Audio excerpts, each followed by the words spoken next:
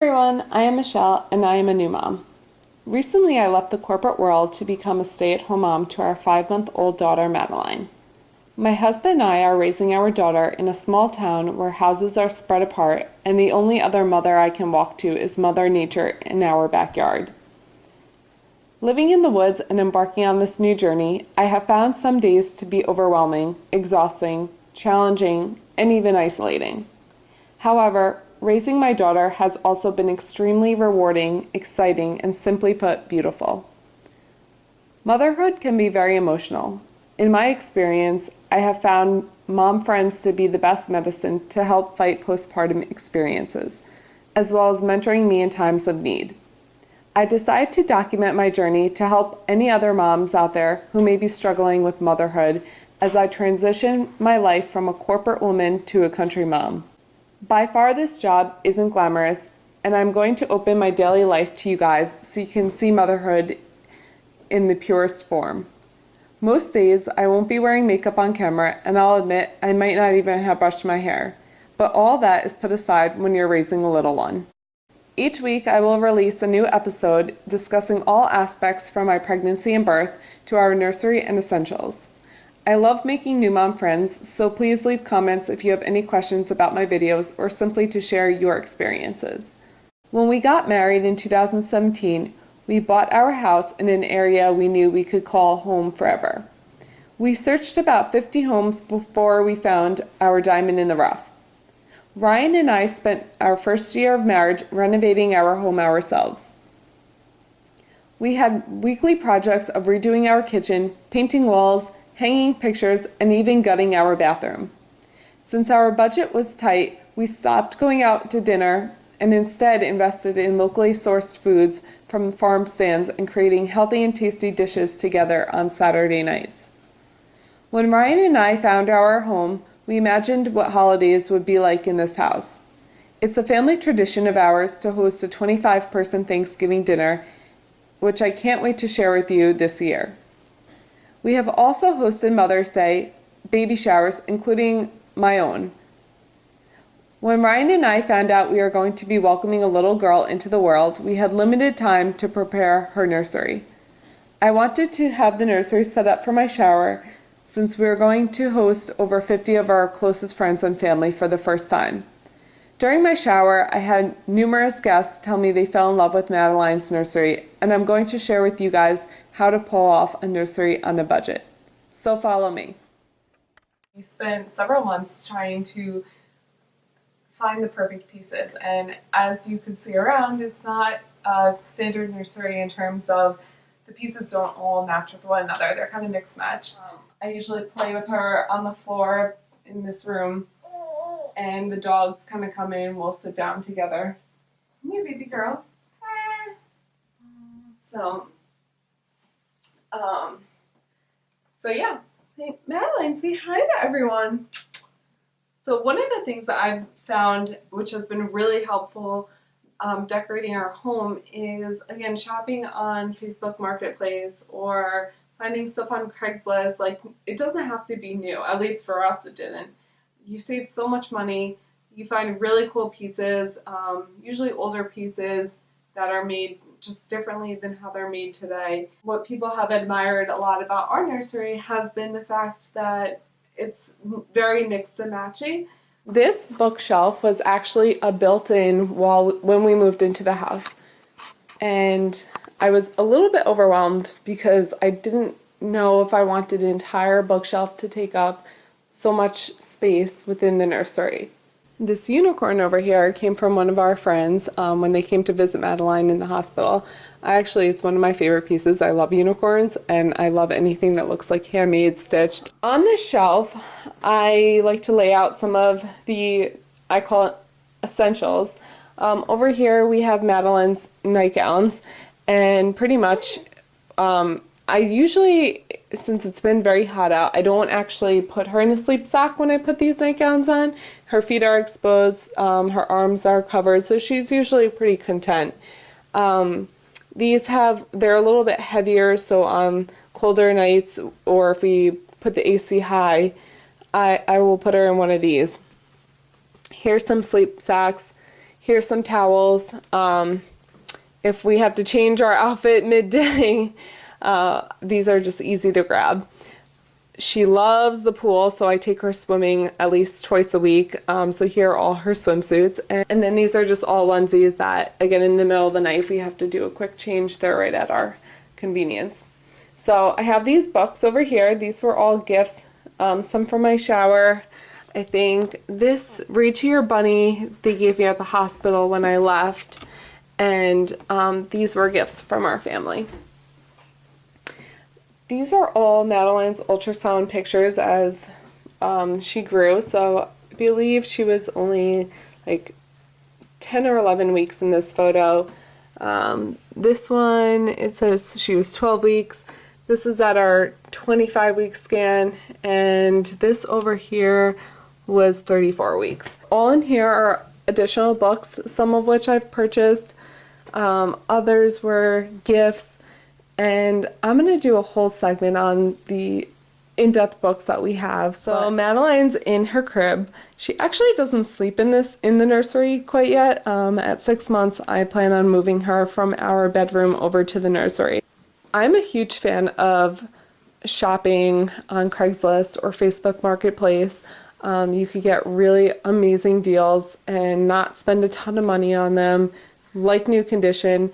This is the Restoration Hardware crib that originally sold for over $1,300, and believe it or not, I found this crib after many weeks of researching on Craigslist up in Albany. This bedding over here I had purchased online, I believe on Wayfair prior to having Madeline, and it's just adorable. It's really good quality. Babies, as you guys know, can't sleep with bedding. It's really for show at this point, but it has a duvet, it has a sheet, has a blanket.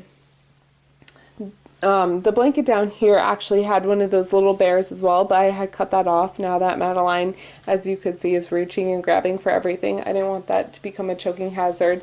And eventually when she notices this one over here, I'm going to remove that as well. It's like on clearance for $99, and again, baby stain everything. She spit up over here. I tried to wash it. Again, if you spend a lot of money and things get ruined, then you feel really bad about it. But if you didn't spend that much to begin with, then it's just kind of, you'll deal with it. So over here is another one of my Craigslist finds, or I think actually I got this on Facebook Marketplace. It's a designer chair, and it was being sold at an antique shop.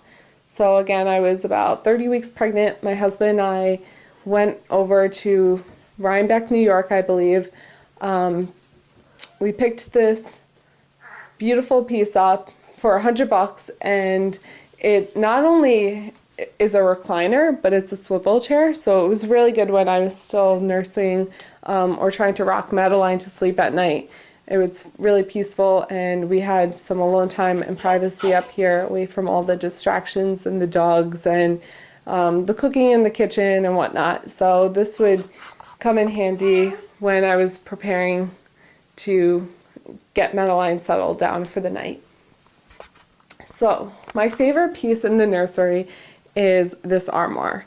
And this armoire came from my husband's parents' house.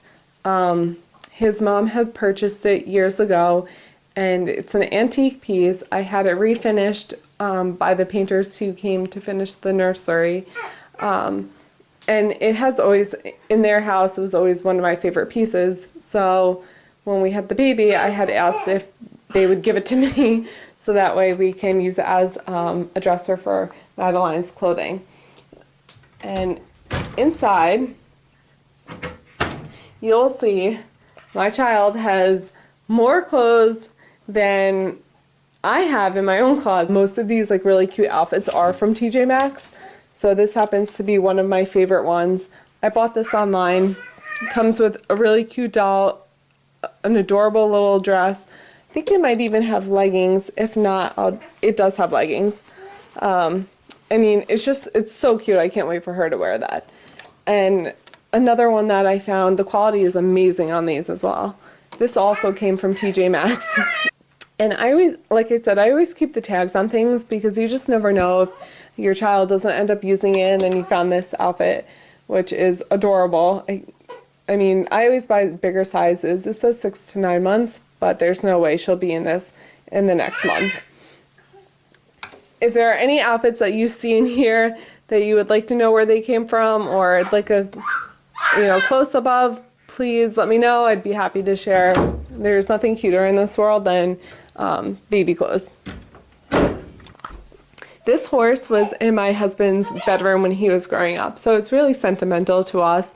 Again, to have pieces from our childhood incorporated into the nursery, and somehow when you do some finishing touches like this, it really just makes the room come together and feel homey and more personable than if you were to, open up like a Restoration Hardware magazine or Pottery Barn.